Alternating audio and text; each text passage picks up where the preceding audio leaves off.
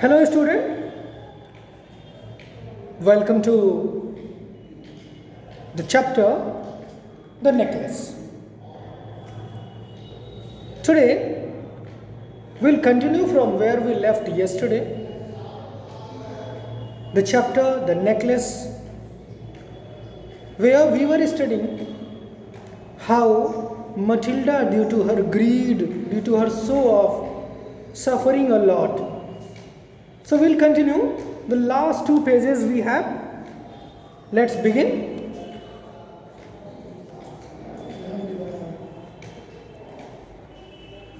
From page number 44, I would like to remind you the story till now, what we have studied. There is Mr. and Mrs. Loisel. Mr. Loisel and Mrs. Loisel. Mr. and Mrs. Loisel are invited to a grand party, minister's ball. What is this known as? Minister's ball. Ball means ceremony. So they are invited to a ceremony. Mr. Loisel was very happy because he was going to take his wife to a grand party. Mrs. Loisel liked it, but she did not show any happiness. She was not happy at all. Why? Because she reported that she did not have a dress. At this point, Mr. Loisel asked her, how much the cost of your dress? Then she reported, I need 400 francs.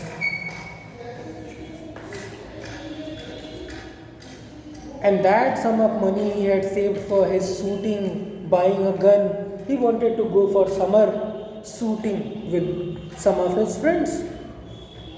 And he sacrificed the sum of money for dress. The ball day was approaching, but she was not happy at all. Once again she reported that she did not have any jewelry. Then her husband replied that, why don't you go to ask Mrs. or Madam, you can say MME, Madam Forestier. Madam Forestier was a rich person. So why don't you go to ask your friend Madam Forestier? She went, and ultimately she had chosen a necklace that she thought was very expensive. Hesitantly she asked, and Madam Forestier willingly gave it to her. The ball day approached. They joined the party. She enjoyed till night. Whole night. Till 4 a.m. in the morning. Next morning, when she reached home while she was in changing process, before the mirror, she noticed that her necklace was missing. Now, she was quite sad. They started searching for it. She searched her clothes and everywhere they could find it, but they could not. So they were compelled to manage another such necklace, same necklace. And they found the similar necklace at a shop, and it cost 36,000 francs. Quite large amount for them, who hardly saved 400 francs. Now they had to manage 36,000 francs. Mr. Loisel's father left him 18,000 francs. And then he managed the remaining 18,000 by borrowing from some usurer, from some friend, and wherever he could get money, he managed it. So ultimately, he was able to manage 18,000 more, and they purchased it, the necklace they purchased from the shop, and gave it to Mrs. Forestier, Madam Forestier. Madam Forestier did not take care of it, what she was given, she kept it. Now, she remembers, and we have to continue. Madame Forestier did not open the jewel box as Madame Loisel feared she would. Madame Loisel was afraid that if she opened the box and finds that it is a different jewel set, then she would get angry. What would she think if she would perceive the substitution?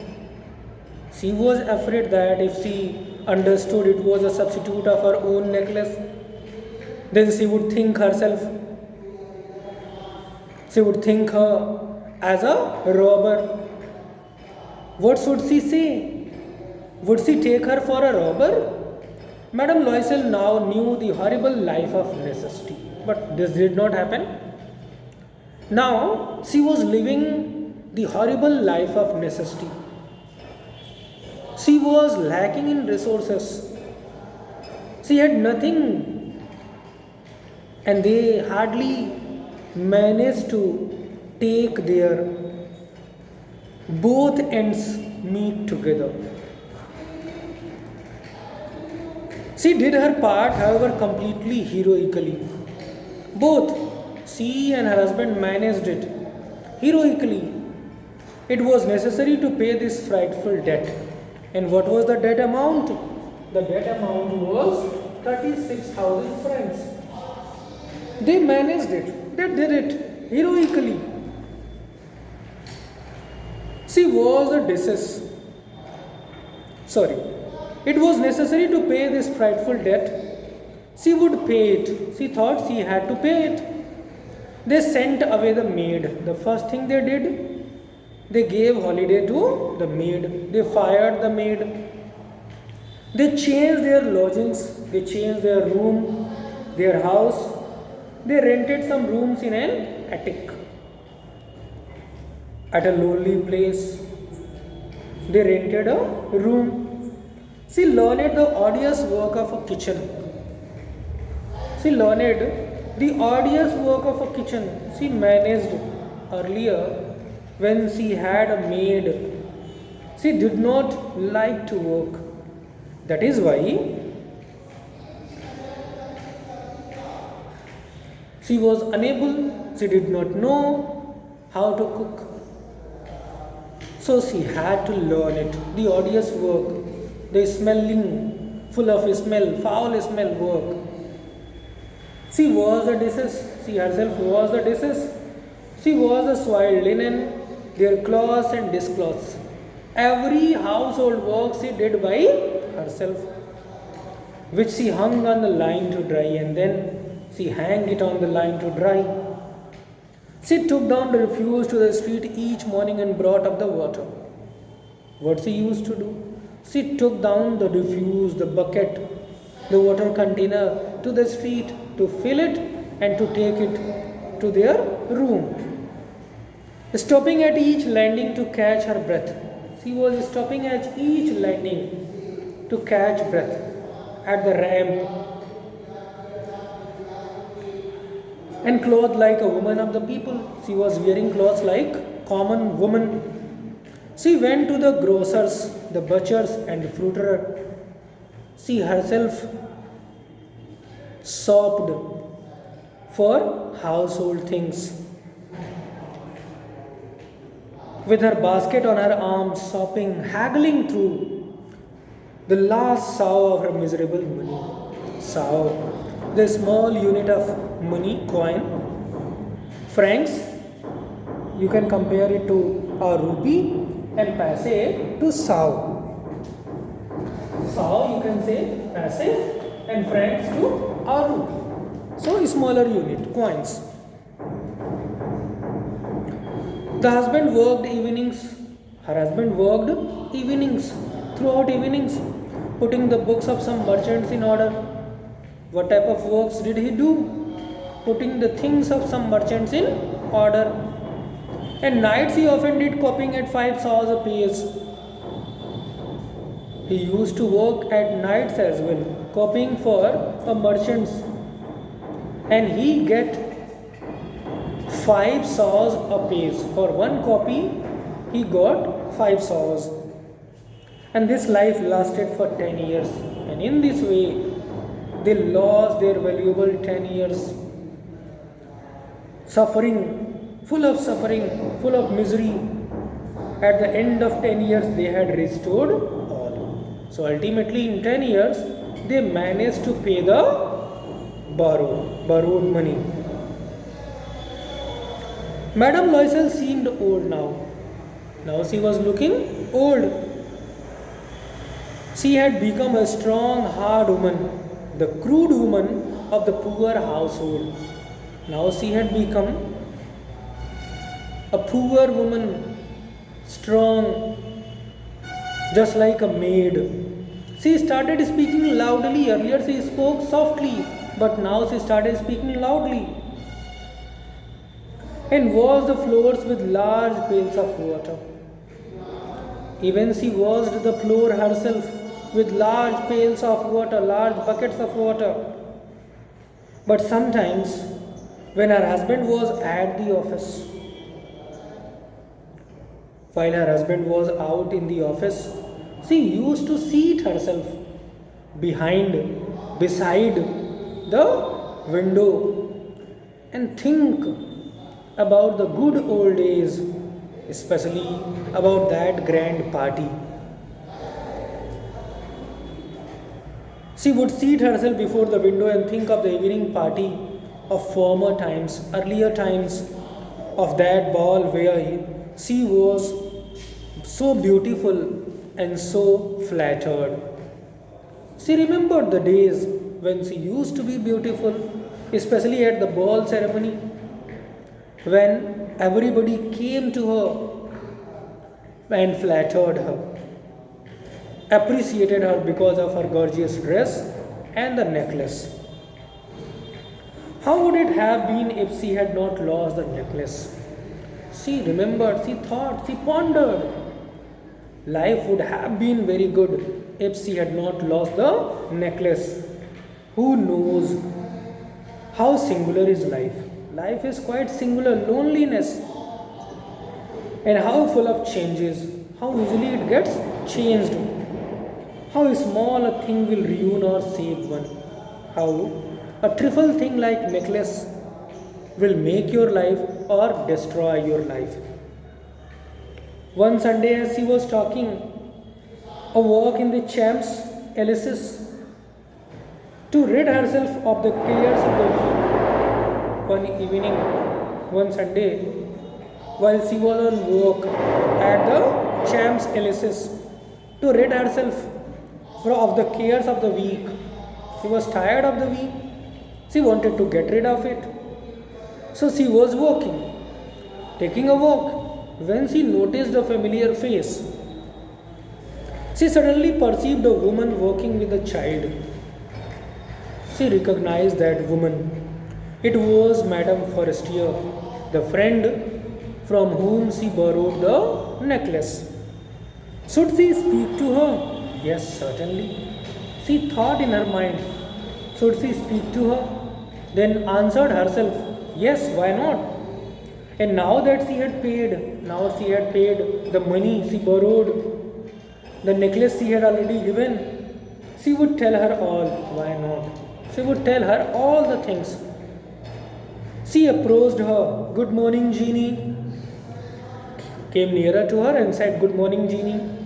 Her friend did not recognize her and was astonished to be so familiarly addressed by this common personage. She was astonished because she could not recognize her because of her facial countenance, because of her dress. She was surprised. Who was asking her? Who was telling her her name, calling her name, Jeannie, in such a familiar voice? She stammered, but madam, I don't know. You must be mistaken. I don't recognize you. No, I am Matilda Loisel. No, I am not mistaken. I am your friend Matilda Loisel. Her friend uttered a cry of astonishment. Oh, my poor Matilda, how have you changed? What have you made yourself? What is this? Yes, I have had some hard days since I saw you, and some miserable ones, and all because of you. Yeah, I suffered a lot, and behind all this suffering, there is a person, and that is you. Because of me, how's that? You recall the diamond necklace that you loaned me to wear to the minister's ball? Do you remember? You loaned me, you lended me a necklace to wear at minister's ball. Yes, very well. Yeah, I remember. Well, I lost it. Do you know? I lost it. I lost that necklace. How is that? Since you returned it to me? How is it possible? You returned it to me. I returned another to you exactly like it. I returned to you another exactly like this. And it has taken us 10 years to pay for it. And it has taken 10 valuable years from our life to pay for it. Even today we are paying for it. You can understand that it was not easy for us who have nothing. You can feel it. It is not easy for us who don't have anything to pay such a huge amount. But it is finished and I am decently content. Now we have paid it. And I am content now. I am happy now. Madame Forestier stopped short. She said, she was aghast. She was surprised. Then she said, you say that you bought a diamond necklace to replace mine. You are saying that you replaced my necklace with a diamond necklace. Yes, you did not perceive it then. They were just alike. You did not see it, you did not notice it. Because we bought similar necklace, similar to your necklace. And she smiled with proud and simple joy. She smiled proudly. With simple joy, she was happy. Madame Forestier was touched and took both her hands as she replied. Taking her hands in her hand, Madame Forestier replied, oh, my poor Matilda, what have you done, poor Matilda? You should not have done this. Why is she saying like this? Mine were false. My necklace was a false necklace. It was not diamond necklace. It was a false necklace, a fake necklace. It was not original diamond. It was fake diamond. It was not a real diamond necklace. Why you have ruined your life? You must have asked me earlier. You must have told me. They were not worth over 500 francs. Those diamonds, especially that were attached, decorated in my necklace, were not more than 500 francs.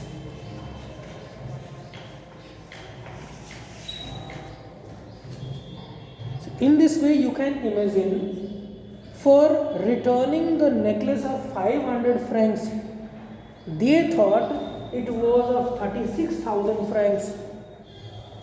They had to bargain as well. Initially, he asked 40,000, but ultimately he was ready to sell it to 36,000. So they had to manage 35,500 more to pay for it. That's all for the day.